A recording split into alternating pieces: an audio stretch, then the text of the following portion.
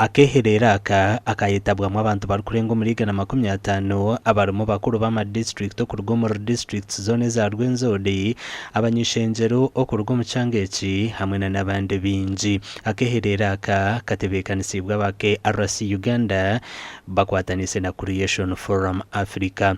We are looking at how to tap into the tourism potential, and I would want to say the reflection started, and there was a suggestion for a resort tourism cluster, which also has been taking root.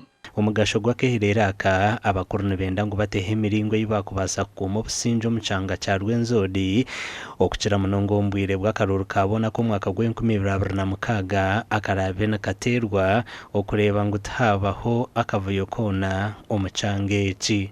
To work together.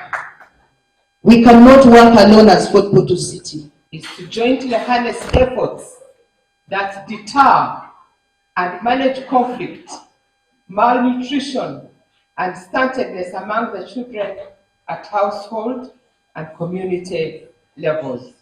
That when you assess children 3 years and below in Rwenzori and Kigezi, 40% are stunted.